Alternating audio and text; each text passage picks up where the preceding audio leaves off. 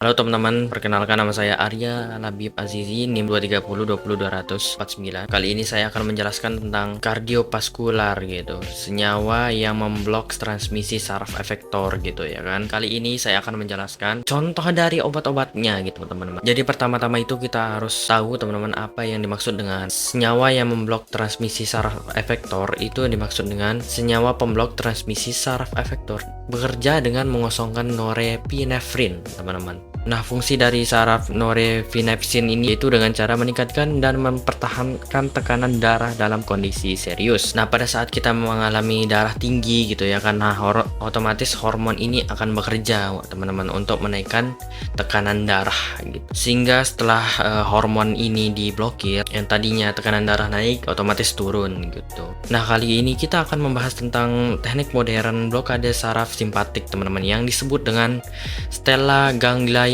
Block atau disingkat dengan SGB. Nah, teknik ini sedang banyak diteliti teman-teman, khususnya itu pada tikus.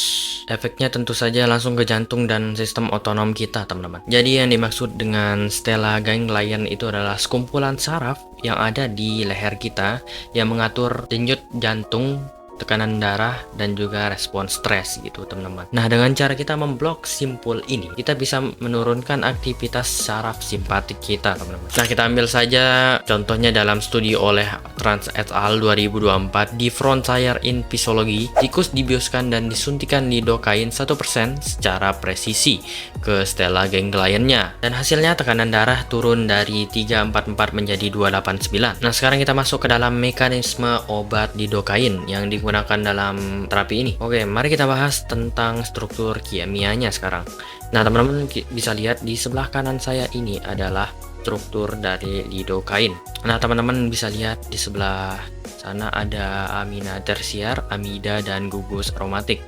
Nah, teman-teman bisa lihat untuk struktur kimianya ada amida tersier di sebelah kanan atau rantai sampingnya yang berfungsi sebagai memudahkan masuk ke membran sel saraf. Selanjutnya ada amida yaitu NCONH pada rantai samping, yaitu yang berfungsi sebagai bagian aktif yang menghambat saluran natrium. Nah, kita lanjut cara kerja obat tersebut, yaitu dengan cara lidocaine menghambat saluran natrium Na+ di membran neuron, sehingga impuls listrik saraf itu tidak menyebar ya teman-teman ya. Akibatnya gimana? Sinyal dari saraf simpatik ke jantung itu akan terhenti teman-teman, atau terganggu gitu. Hasilnya denyut jantung menurun dan tekanan darah menjadi stabil. Kenapa ini penting? Karena sistem saraf simpatik dalam tubuh kita itu berperan sebagai hipertensi kronik, yaitu mengatur tekanan darah tadi gitu. Lalu bagaimana dengan perbedaan guanitidin teman-teman? Jadi perbedaan kesimpulannya itu adalah SGB tidak mengosongkan Ne, hanya saja menghentikan sinyal sesaat gitu ya teman-teman ya. Sedangkan pada guanitidin ya, dia mengosongkan Ne secara kimiawi dari terminal. Yang dimaksud dengan monoamin oksidase itu adalah enzim yang berada di mitokondria yang berperan sebagai pemecah neurotransmitter seperti norepinefrin, dopamin, dan serotonin.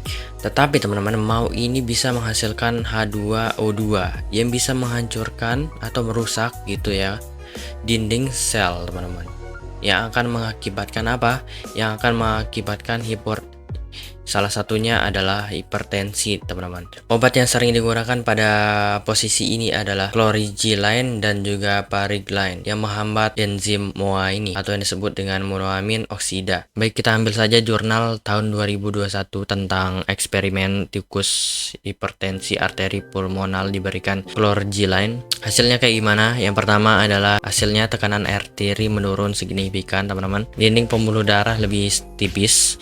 Yang ketiga yaitu tentunya penurunan hipertensi. Baik, bisa disimpulkan bahwa chlorigine ini adalah obat penghambat enzim monoamin oksidase. Enzim ini biasanya ada di sel tubuh teman-teman, terutama otak, saraf, dan jantung teman-teman. MOA bertugas sebagai penghancur zat kimia yang ada dalam tubuh, yaitu seperti dopamin. MOA bertugas sebagai menghancurkan zat-zat kimia otak seperti dopamin.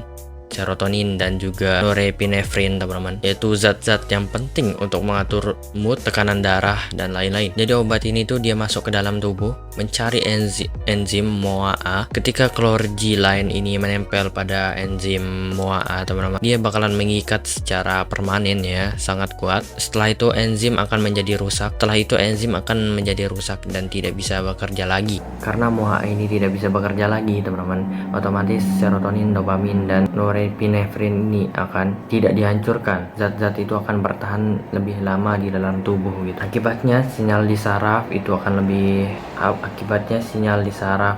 lebih stabil dan aktif. Lalu apa hubungannya dengan jantung dan tekanan darah gitu teman-teman? Jadi MOA ini juga ada di sel-sel jantung dan pembuluh darah. Biasanya ketika MOA ini bekerja, dia menghancurkan norepinefrin teman-teman. Tapi dia juga menghasilkan racun seperti H2. Racun ini bisa menghancurkan sel yang akan mengakibatkan stres oksidatif. Dalam jangka waktu lama teman-teman, ini bisa mengakibatkan jantung melemah dan pembuluh darah menjadi menebal teman-teman. Nah, ketika chlorgillin ini menghambat MOA, maka yang terjadi adalah pembuluh darah atau paru-paru juga akan menjadi normal dan juga nurun teman-teman. Baik, itu saja dari saya. Terima kasih yang sudah menonton dari awal sampai akhir penjelasan dari saya. Sampai situ aja dan terima kasih.